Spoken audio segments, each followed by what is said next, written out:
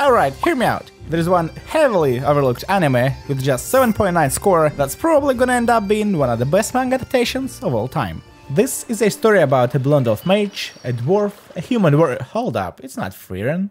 Oh right, it is Dungeon Meshi.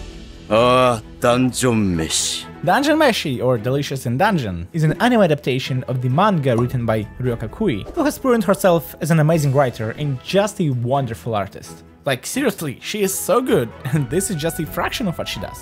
And I'm gonna say it straight ahead, this is an immaculate adaptation with a unique, amazing story that I'm not gonna spoil, but I'll tell you why this anime is so good and why you should definitely not sleep on it. First of all, anime is kind of an art, and art is kinda subjective, which means it might be not as good for you as it is good for me, but this is my channel, baby, so I decide here what's good and what's not. So basically, we're gonna watch the reasons why I love this show. Style.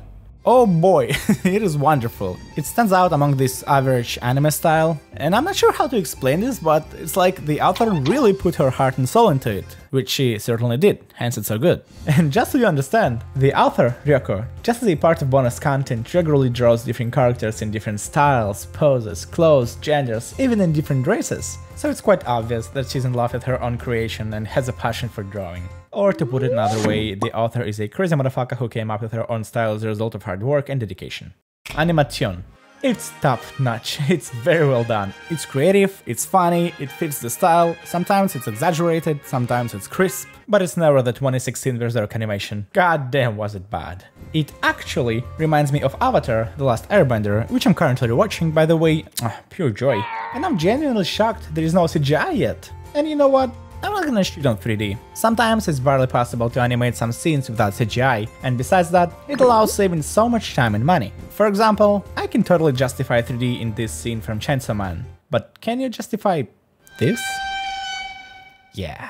But when you see a complex scene or a character that could be animated in 3D but wasn't, you just think to yourself, wow, the animators truly are sweats. Story.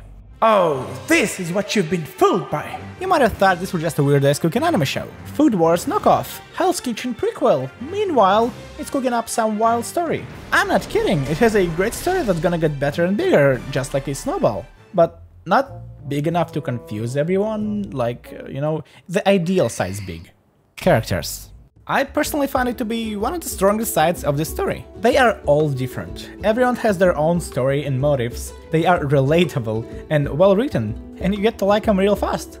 Character design. Oh my god, it's so good! All outfits look cool and believable. The armor system was basically taken from primordial fantasy garment scrolls. Rogues were light armor, warriors were heavy armor, mages were no armor at all, and so on. I'm sure this guy would be thrilled over it. Or at least not disappointed. There's actually more about character design, but that would be a spoiler zone, so... Drawing quality. It's really good. It might be not the best quality you could ever seen, but it's by no means bad. Everything is well drawn, amazing colors, great proportions. It's really not far away from being perfect. World building. Another shining side of this anime. At first it seems simple, monsters, magic, cooking, dungeons. Even if it's done well, it looks like nothing special at first, but this rabbit hole is deep and well thought. So as the story progresses, the setting gets more complex and interesting along with the story, which by itself is good enough to make a few D&D campaigns based off of it. Humor. It's actually funny, sometimes too funny. Like, I know humor is subjective too, but if you find this funny, you're gonna like the show. Fan service! 10 out of 10! There is an abundance of juicy pantsu shots from many different angles, you won't be disappointed. Voice acting and sound design. Based on what I said previously about all the stuff, guess how good the audio quality is.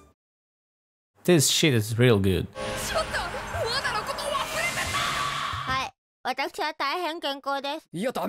If you watch the second season of One Punch Man, and then Dungeon Meshi right after, you're probably gonna have a heart attack because of pure shock and quality difference. Help me. Voice actors really nailed the whole thing, and music and sound effects are impeccable as well. So these are the reasons why I like this anime. Well, and manga too, of course, but there's also one more note to add, like a very important one. This story is finished, and the final is actually great. So this is sort of a guarantee that nothing bad happens. No poor plot twists, no hiatuses, no awkward endings, no manga constellations. So we can chill.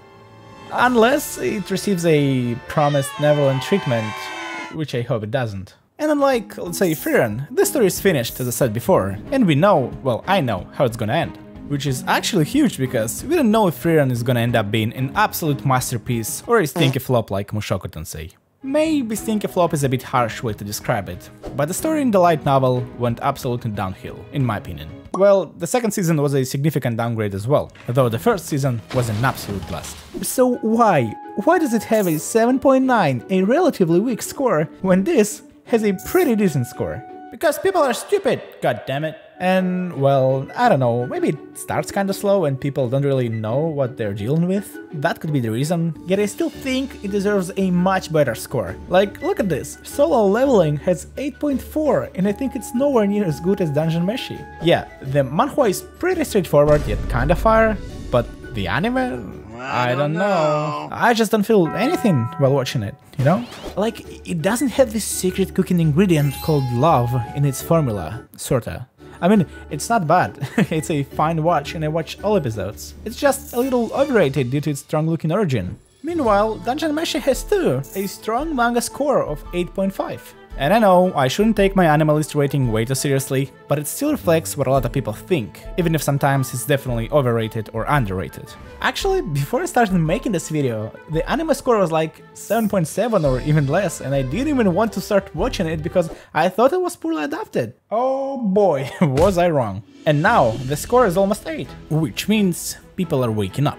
Moreover, Frieren is finished, but people are not gonna stop craving for some blonde elf mage mummy material, so it's a great chance to get more attention to this masterpiece. At some point I even thought Marcille would outrun Frieren in the best elf character category eventually, because of how much screen time she has, her goofy behavior and how animated she looks.